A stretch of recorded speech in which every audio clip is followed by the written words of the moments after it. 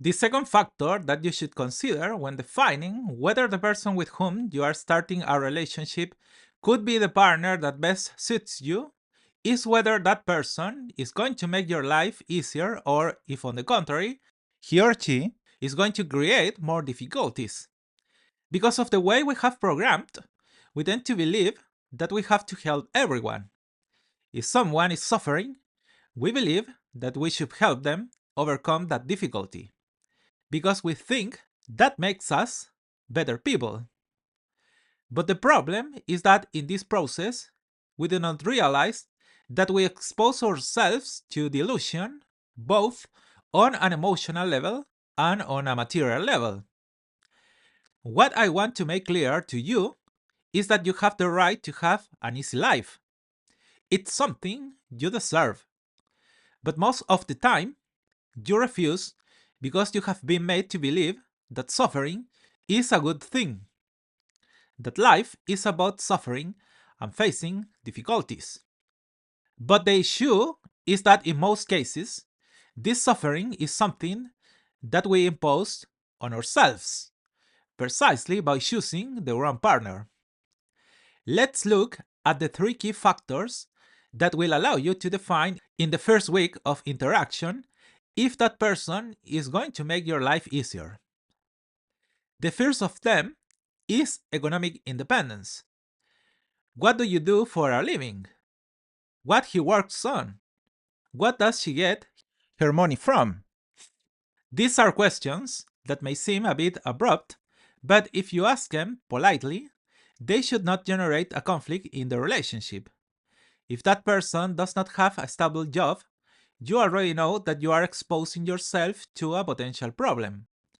Or even if you realize that it is someone who does not like to work, or that having a good job has some problems keeping his money, you know family members who make you lose your money, or some type of addiction, such as gambling or alcohol, that could cause the relationship to become very difficult for you over the months.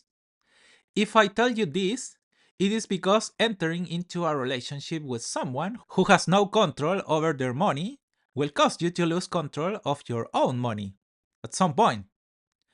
I worked the case of a person who entered into a relationship of this type. His partner started asking him to borrow money because she didn't even have the money to buy her toiletries. And my client did it with good disposition. But the problem is that later the requests for money began to be more recurrent, with the truth that if the money did not arrive, the relationship would end.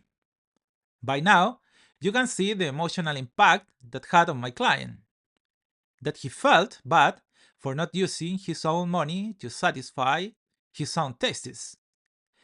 Everything I say here may seem obvious, but I insist that these are real situations that I encounter every day in my consultations.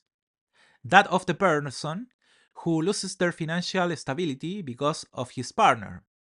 So, if you start dating someone, first see if that person is going to make your life easier from a monetary point of view, or if, on the contrary, they are going to become someone who is going to take your money.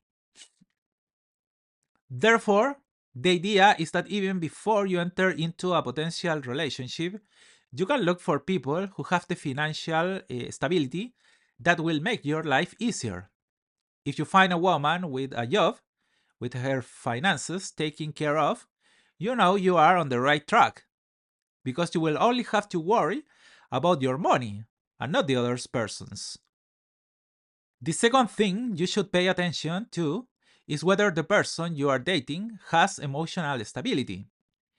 If he is someone who makes a drama about everything, or if he comes with a very strong emotional burden, which will easily lead him to lose his balance when you, as a couple, face difficulties. You already know that it will become a problem for you.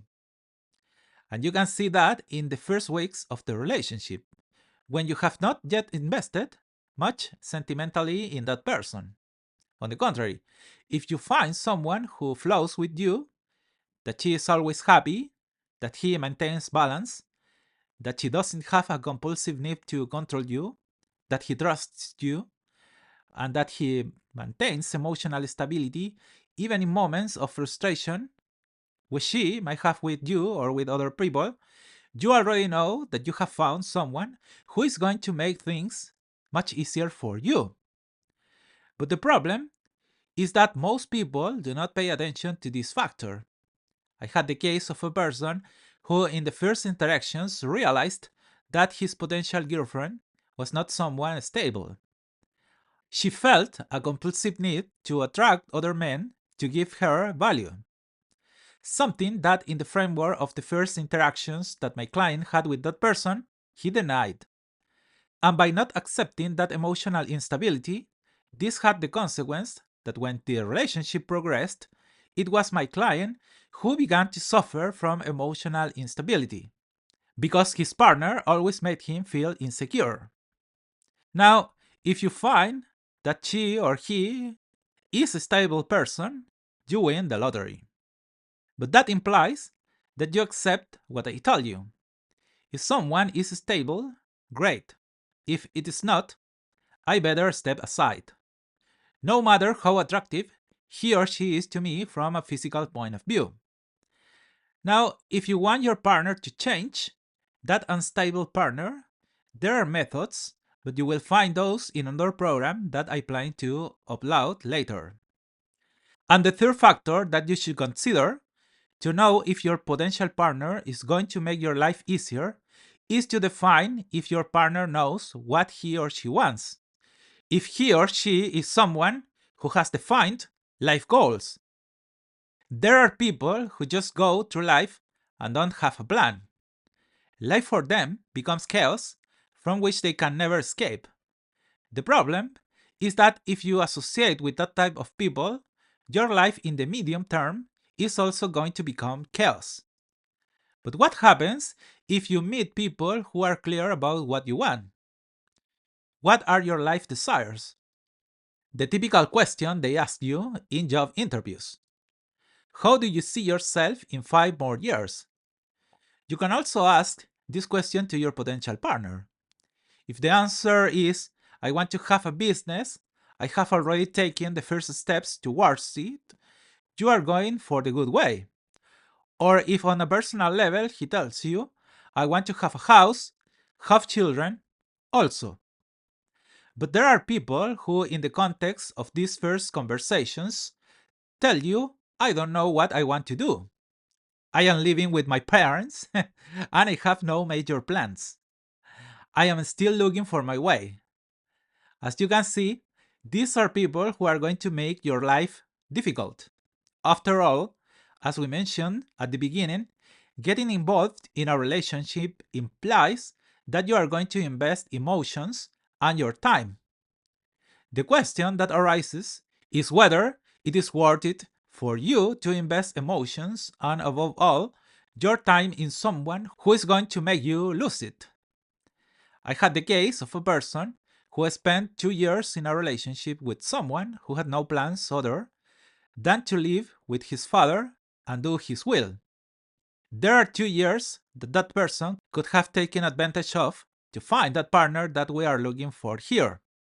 In the next section, we are going to work on the third factor to choose your ideal partner: potentiality. I see you there.